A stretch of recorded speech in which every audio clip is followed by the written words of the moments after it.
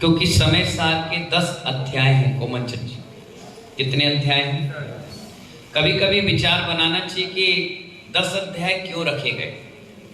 9 रख सकते थे, 11 रख सकते थे, 15 रख सकते थे, 1 2 3 4 रख सकते थे, 10 क्यों रखा? आचार्य कुंद बहुत अध्यात्म ज्ञानी थे, बहुत तत्व ज्ञानी थे, बहुत मार्मिक बात करने वाले व्यक्तित्व थे। उन्होंने 10 अध्याय इसलिए रखा कि 0 को हटाने के बाद 1 रहता है, 1 यानी आत्मा। 0 हट गया तो क्या बचा हुकुमचंद जी? 1 यानी हमारी आत्मा। क्योंकि शून्य के आगे सारा संसार शून्य है और शाश्वत क्या है? संसार है नहीं, एक शाश्वत है, वो राजेश जी और तुम्हारी आत्मा। क्या है शाश्वत? आत्मा। महानुभाव, समय सार को पढ़ना और सुनना बहुत जरूरी है। उमेश भाई, किसको पढ़ना? समय सार को पढ़ना और सुनना बहुत जरूरी है। आचार्य अमृतचंद स्वामी महाराज ने तो उस पर भाष्य लिख दिया और उन्होंने उसका नाम अमृत कलश रख दिया। क्या रख दिया? समय सार अमृत कलश अमृतचंद स्वामी महाराज ने रख दिया।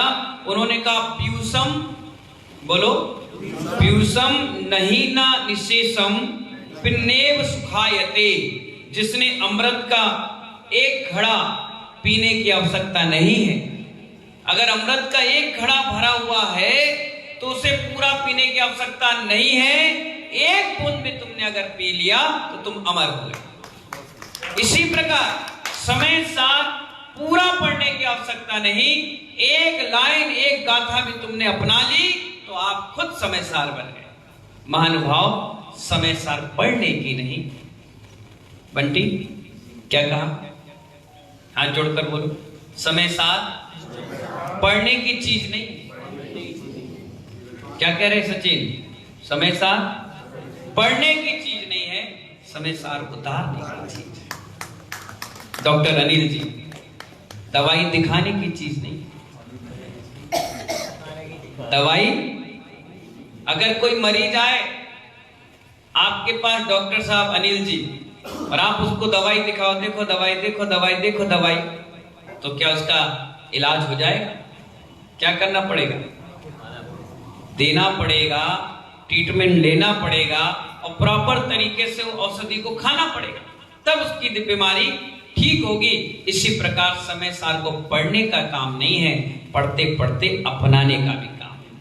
हमने जीवन में एक बार पढ़ा, खुद समय सार बन गए। अब आप पूछोगे कैसे बन गए?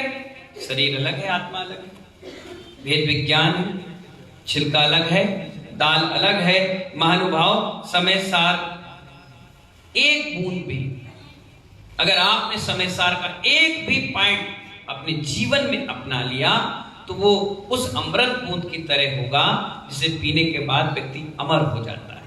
आचार्य कहते हैं ऐसे ही समय सार ग्रंथ छोटा सा हिस्सा आत्मा में रख लो तो कभी जीवन में दुख के बादल आपको सताएंगे नहीं। बहुत बड़ी ताकत आपको मिल जाती है और अगर दुख होंगे भी तो आप तुरंत उसे फौरन भूल जाएंगे। समय सार में बात कही है, दुखी हमेशा मिथ्या दृष्टि होते हैं। अंकित अग्रवाल जी, दुखी कौन होते हैं? मिथ्या दृष्टि जीव होते हैं। मिथ्या दृष्टि जीव जीवन भर दुखी ही रहता है और अध्यात्मवादी जीव कभी दुखी नहीं रहता। क्यों नहीं होता? अगर उसके दुख आए भी तो तत्काल भूल जाता है। क्यों? क्योंकि वो तत्वज्ञानी होता है, उसे मालूम है मेरा किया मुझे ही मिल रहा।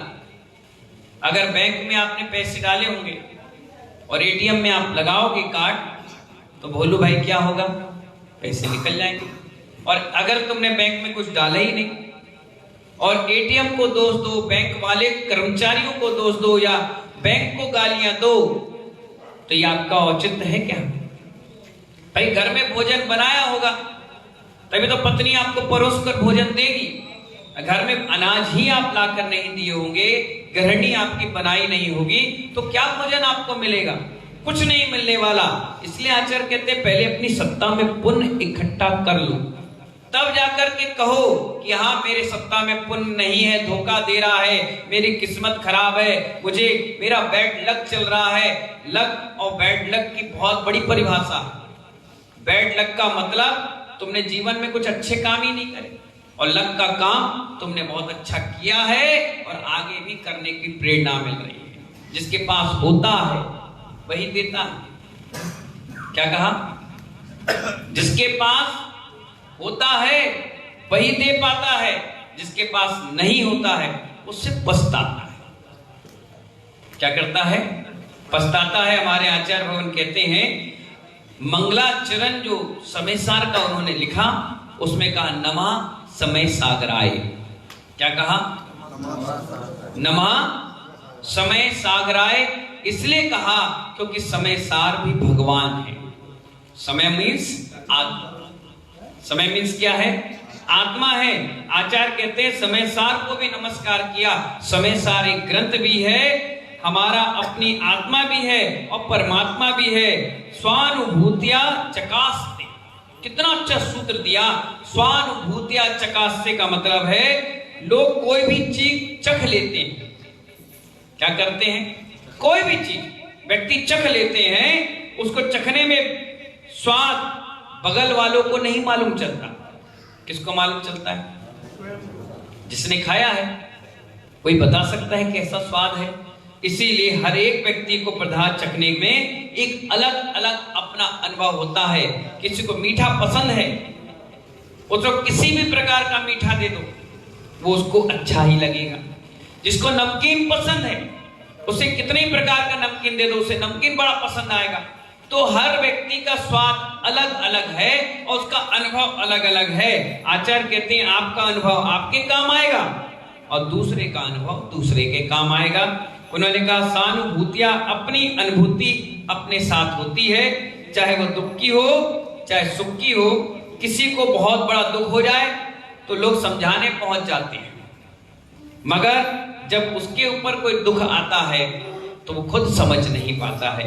आचार्य कहते हैं सुख में व्यक्ति आनंद उठाता है और सुख की अनुभूति करता है, पर उस सुख को दूसरा अनुभूति नहीं कर पाता है, नहीं ले पाता है। अगर कोई गूंगा व्यक्ति है, अगर कोई व्यक्ति गूंगा व्यक्ति है और उसके मुख में मीठा गुड़ रख दो और उस व्यक्ति से पूछो, बताओ भाई रवि कैसा मीठा है, वो क्या बोलेगा? कुछ बोल सकता है? इसके अलावा कुछ बोलेगा? नहीं बोलेगा ना। तो मीठा का स्वाद नहीं बता सकता। आप गुड़ स्वयं लो राजकुमार जी चिनौर और मुंह में रखो और आपको मीठापन पता चल जाएगा कि वो गुड़ कितना मीठा है। इसीलिए लोग पूछते हैं, कहते हैं समय सार कैसा है, आत्मा का स्वाद कैसा है, ध्यान सामयिक में कैसा आनंद आता है। तो आचार्य कहते हैं खुद बैठो, खुद पढ़ो और अनुभव करो। जैसा गूंगा व्यक्ति नहीं कह सकता, ऐसे समय सार की अनुभूति कोई नहीं कह सकता। शब्द कम पड़ जाएंगे, लेखनी कम पड़ जाएगी, पुस्तकें कागज समाप्त हो जाएंगे, लेकिन इस आत्मा के अनुभव को कोई नहीं बता सकता। ये तो केवली गम है। क्या है? या तो केवली भगवान जाने, या जो जिसके साथ बीत रही है वो जानता है। महानुभाव आचार्य भगवान कहते हैं जहां शब्द घुटने टेकने लग जाए। क्या कहा भाई? क्या कहा? बोलो। जहां शब्द क्या करने लग जाए? घुटने टेकने लग जाए कि बस अब हम आगे नहीं जा सकते, अब हमारी इतनी कैपेसिटी है, इसके आगे हमारा कोई लक्ष्य नहीं है, हम भटक जाएंगे। जहां आचार्य कुंद कुंद की शब्दों में बता रहा हूं समय सार में, आचार्य कहते हैं जहां शब्द घुटने टेकने लग जाए, करहारने लग जाए, चिल्लाने लग जाए कि बस अब आगे कोई आवश्यकता नहीं हमें चलने की, वहां से जाकर समय सार की शुरुआत होती है। वहां सुनने का काम नहीं है, वहां पढ़ने का काम नहीं है, वहां बोलने का काम नहीं है, वहां तो सहानुभूति का काम है। कोई आकर तुम्हें आग में भी छोप दे, आकर तुम्हारे चील कौवे तुम्हें नोच खाए, शेरनी सियालनी तुम्हें 3-3 दिन तक कच्चा खा जाए, सिगड़ी लाकर जलता हुआ रख दे, और तुम्हारे शरीर में और आत्मा में किंचित भी कोई परिवर्तन ना आए, समझ जाना मैं समय सार की गहराई में उतर चुका हूं। और आप क्या करते हो? 2 मिनट आंख बंद करके बैठे, 10 ही मिनट हुए हैं,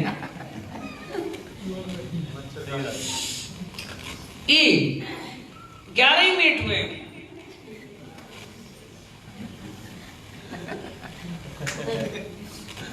क्या कर रहे हो? नौटंकी कर रहे हो।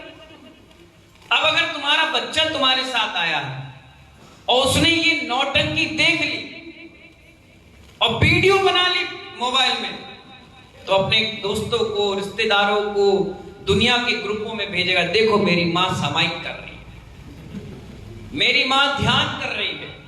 और जब बच्चा भेजेगा तो जो उनको मानने वाले हैं, श्रद्धावत हैं, जो जानकार हैं, वो देखेंगे ये इससे सामायिक कह रहे हैं, तो इसे क्या कहेंगे और इसे क्या कहेंगे? ये सामायिक नहीं है, ये अपनी आत्मा के साथ छलावा है, नौटंकी है। समय सार कहता है, सुई है घड़ी में, पहली बड़ी सुई कौन सी रहती है? घंटे की। पहली सुई काय की रहती है? घंटे की। दूसरी सुई मिनट की, तीसरी सुई सेकंड की। अब आप देखिए हमारे यहां मेडिटेशन और ध्यान का कितना पावरफुल व्यवस्था है। आचार्य भगवान कहते हैं घंटा तो छोड़ो, मिनट भी तुम छोड़ दो। क्या करो? घंटा छोड़ दो, मिनट छोड़ दो, सेकंड के ऊपर आ जाओ, सेकंड से भी उसका 100वां भाग समझ लो। कितना जबरदस्त ध्यान और समय सार की बात है कि घंटा छोड़ दो, मिनट छोड़ दो, सेकंड छोड़ दो, सेकंड का भी 99 पॉइंट छोड़ दो, 100वें नंबर का पॉइंट है। और उसमें अगर इतना भी तुमने अपनी आत्मा के प्रति ध्यान कर लिया तो तुम्हें भगवान बनने से कोई नहीं रोकने वाला। और आप कहते हो कि मैं 1 घंटा, 2 घंटे और 3 घंटे सामायिक को ध्यान कर रहा हूं। हमारे यहां तो कहा 48 मिनट से कम में जिसने भी स्वानुभूति कर ली वो भगवान बन गया। सिर्फ 2 ही चीज इस जैन दर्शन में है, या तो दान करो या ध्यान करो, इसके अलावा कोई चीज नहीं लिखी गई। क्या करो? दान करो या ध्यान करो। दान में फिर भी मेहनत लगेगी, पैसे कलेक्ट करना पड़ेगा, लेकिन ध्यान करने में कोई पैसे नहीं। जब इच्छा हो तब बैठो, जब तुम्हें अच्छा लगे, व्यवस्थित लगो, जब तुम्हारे पर कंफर्टेबल व्यवस्था हो, निर्विकल्प अवस्था हो, आप बैठ जाइए सिर्फ प्रभु के ध्यान। क्या कर लीजिए? कभी भी बैठ जाइए।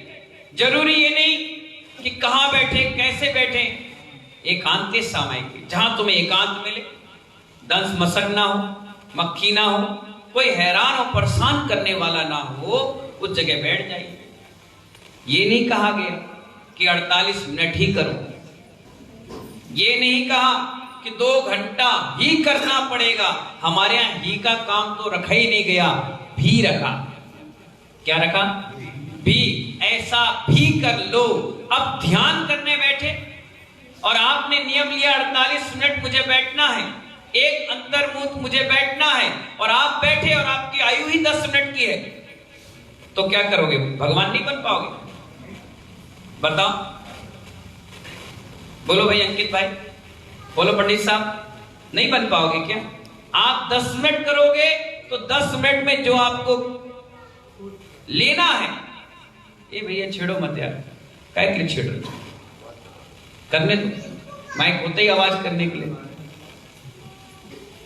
अगर आपकी 10 मिनट की आयु है और आपने 9 मिनट, 9.5 मिनट ध्यान करने के लिए बैठ लिए और 48 मिनट सोच करके बैठे और 10 मिनट में आपका निर्माण हो गया, तो ये मत कहना कि 48 मिनट करने से ही मोक्ष होता है।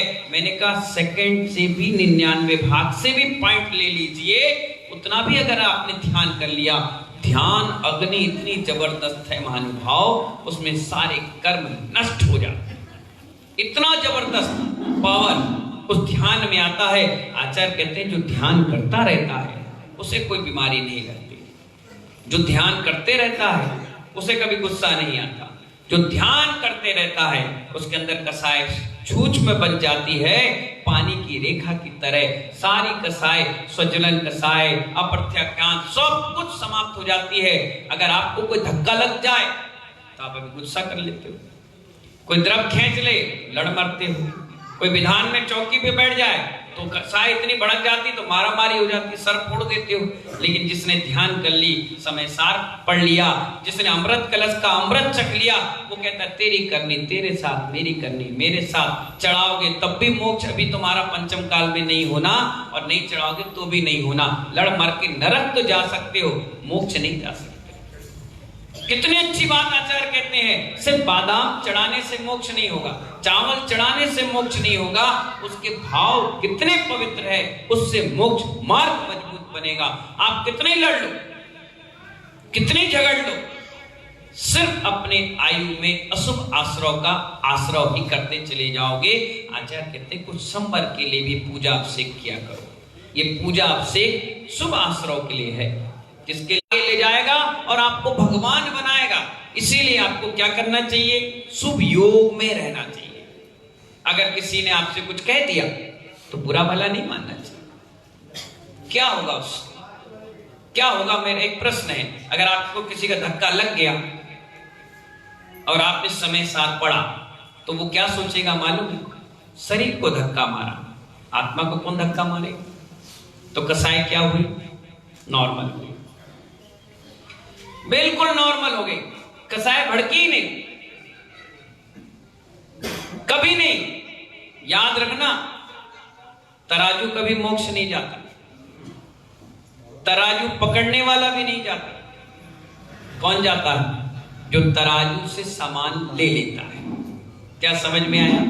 तराजू पकड़ने वाला पकड़ा रह जाएगा, सामान देने वाला देते रह जाएगा, और जिसको चाहिए वो लेकर निकल जाएगा। जिंदगी भर इन भगवान को रगड़ते रहना, ये मोक्ष नहीं दिलाएंगे।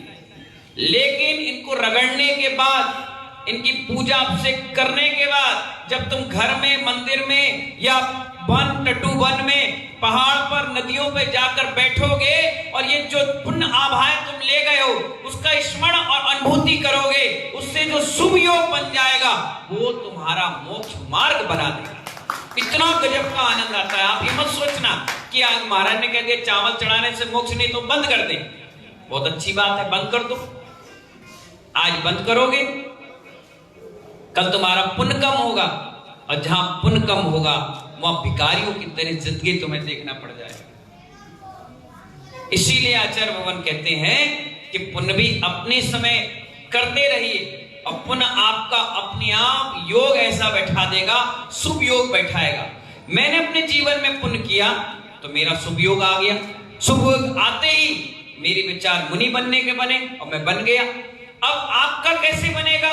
जब आप भी शुभ योग बनाओगे, तब जाकर के कुछ आगे आपको मिलेगा। व्यर्थ नहीं जाता पुण्य। जैसे बैंक में पैसा जमा है और आपने एक बार 1 लाख रुपए डाल दिया, 20 साल तक उसको देखने नहीं गए, वो अपने आप 4 मिलेगा, 5 मिलेगा, 10 मिलेगा। आप कुछ भी नहीं करोगे तो भी आपके मरने से पहले पहले वो सब चीजें मिलेगी। मैसेज आएगा, कागज आएगा कि आपके पैसे डबल हो गए, आपके और कुछ करना है, अब बताइए और कुछ करना है, अब बताइए और कुछ करना है। हर बार मैसेज आएगा, खबर आएगी। ऐसे पुण्य भी महानुभाव मरने से पहले तक आपके साथ रहेगा, और मर गए तो ये मत सोचना कि हमारे गए तो गया काम, नहीं, अगले भाव में काम आएगा, अगले भाव में फिर इकट्ठा होगा, फिर काम आएगा। आप 1 कटोरी चावल भगवान को चढ़ाते हैं ना, तभी आपके घर भर में पेट भर के भोजन मिल पाता है। आप यहाँ पर थाल भर कर चढ़ाते हो, तब जाकर के महीने की पहली तारीख को तुम्हें पगार मिल पाती है। आप पूरे महीने भर यहाँ पूजा करते हो, तब जाकर तुम्हें एक कमरे का मकान मिल पाता है। आप यहाँ पर साल भर तक भगवान का अभिषेक पूजन करते हो, तब जाकर के 1 साल में तुम्हें शिखर जी की वंदना मिल पाती है। जब पूरे जिंदगी भर तुम पूजा करते हो, तब जाकर कोई मुनिराज तुम्हारे कान में नमोकार मंत्र सुना जाता है। ये पुण्य है मानो, ये पुण्य दिखता नहीं है लेकिन रहता हमारे साथ है।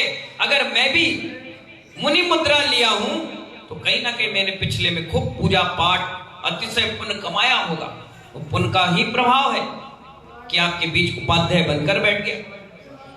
इसलिए महानुभाव, ये पुण्य की क्रियाएं, ये पुण्य का आश्रव, शुभ का आश्रव कभी व्यर्थ नहीं जाता।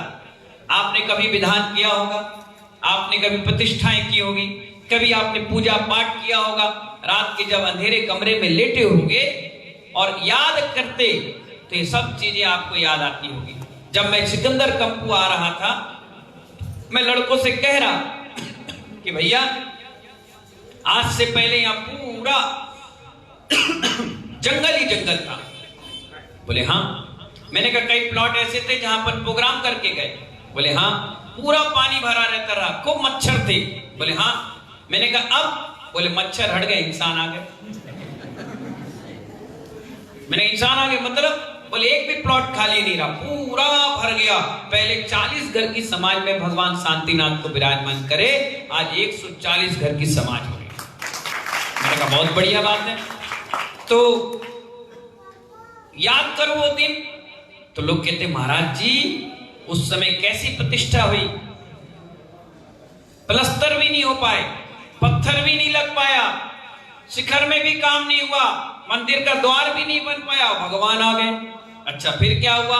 फिर कुछ कलेक्शन हो गया, फिर व्यवस्था बना ली, फिर व्यवस्था बना ली, फिर आज जब बैठते हैं तो बुजुर्ग, उन बुजुर्ग जिन्होंने इस मंदिर की नींव रख करके शिखर तक काम किया, वो बार बार उन चीजों को याद करके धन्यवाद देते अपने पुण्य भाग को कि काश अगर हम उस समय मंदिर नहीं बनाते तो सिकंदर कंपू में बिना मंदिर के भोजन लोग कर रहे हो।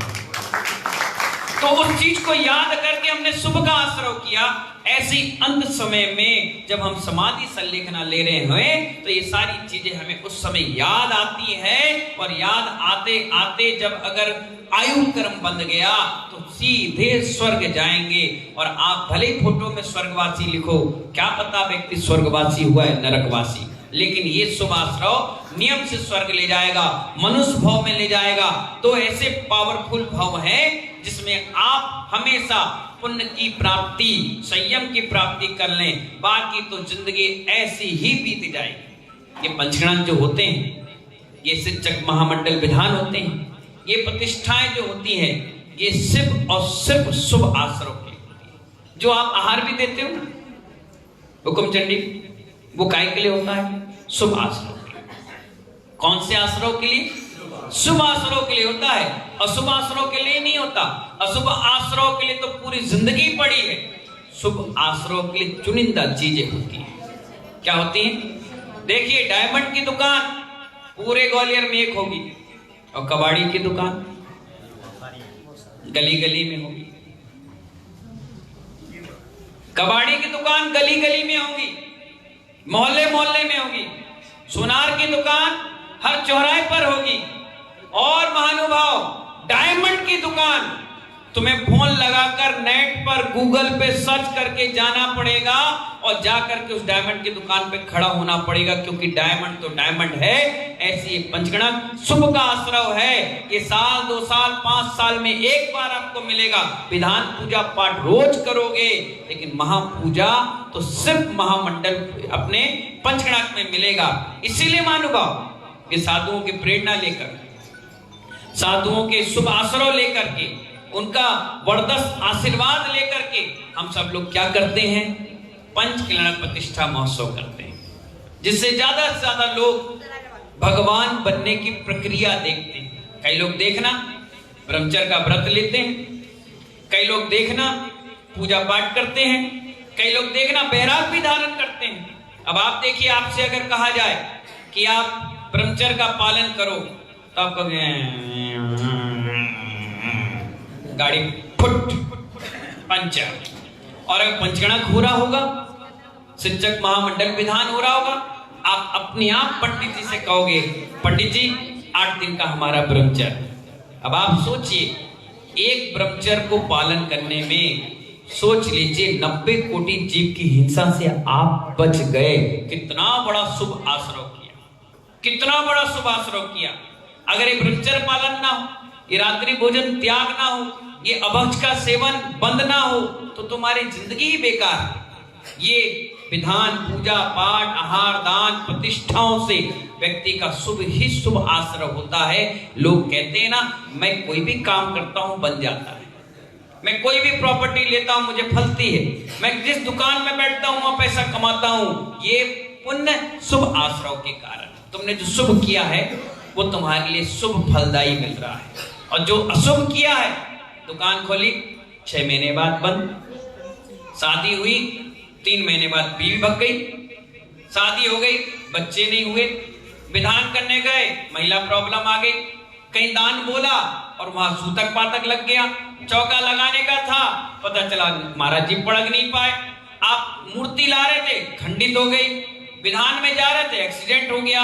ये अशुभ आश्रयों के कारण ये सब चीज हो गई। अब आपको शुभ करना है और शुभ ही शुभ करना है तो कभी अशुभ के बारे में चिंतन विचार करना ही नहीं चाहिए। हमेशा अच्छा करते चले जाओ। जिसने कांटे बोए हैं उसे फूल कहां से मिले? जिसने कांटे बोए हैं उसे फूल कहां से मिलेंगे? और उसने फूल बिछाए हैं उसे कांटे कहां से लगेंगे? आचार्य कहते हैं तुमने अच्छा किया है तुम्हें अच्छा मिलेगा, तुमने बुरा किया है बुरा भी मिलेगा। लेकिन अगर बुरा आ गया है और तुम्हें अच्छे करने के मौके मिल रहे हैं तो ये मत सोचो कि मेरे साथ बुरा हो रहा है।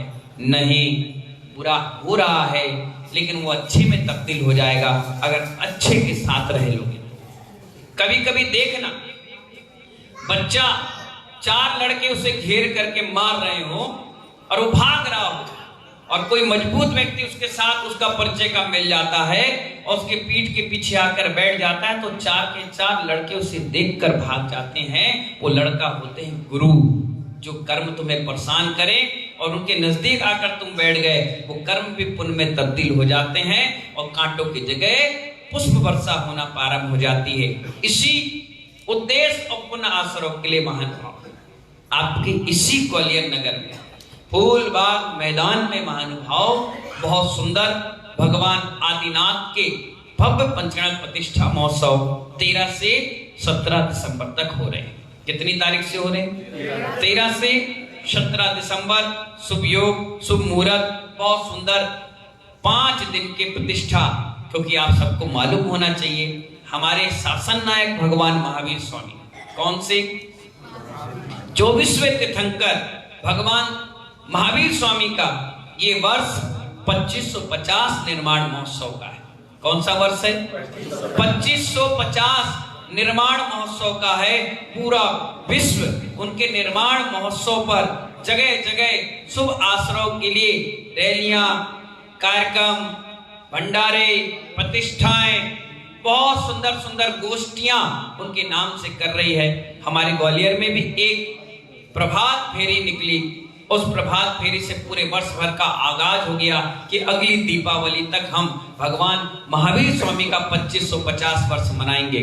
और इसी के उद्देश्य को लेते हुए आपके घाटी गांव जैन मंदिर पर बहुत सुंदर मान स्तंभ बन रहा है जिसका नाम है 24सी मान स्तंभ। पूरे ग्वालियर अंचल में ऐसा 24सी मान स्तंभ अभी तक नहीं बना। इतना सुंदर बनकर के तैयार हो रहा है। उसके आदिनाथ भगवान से लेकर के महावीर भगवान तक 24 तीर्थंकर की 24 प्रतिमाएं आ रही हैं। उन्हीं प्रतिमाओं के पंच कल्याण प्रतिष्ठा महोत्सव आपके फूलबाग मैदान पर हो रहे हैं। 24 प्रतिमाएं हैं। 6 प्रतिमाएं घाटी गांव के परिवार की है और 18 परिवार आपके ग्वालियर के हैं। कहाँ के हैं? ग्वालियर के। सभी की इच्छा थी भगवान महावीर का 2550 वर्ष है तो क्यों ना हम फूलबाग मैदान में उसको बहुत अच्छे से सेलिब्रेट करें, खूब अच्छे से कार्यक्रम करें, सारे हिंदुस्तान में उसकी चर्चा फैले, लोगों तक इसका संदेश पहुंचे। हर व्यक्ति, शासन प्रशासन, नेता अभिनेता, कार्यकर्ता एक ही वक्त पे एक ही शब्द कहे 2550 वर्ष के शुभ अवसर पर, और सारी समाज संगठित और व्यवस्थित वहां से भगवान महावीर स्वामी का संदेश पूरे विश्व में फैलाए। इसी उद्देश्य को ध्यान में रखते हुए 13 दिसंबर से 17 दिसंबर तक ये पंचगण गजरत महोत्सव के साथ संपन्न होगा। बोली महावीर भगवान की।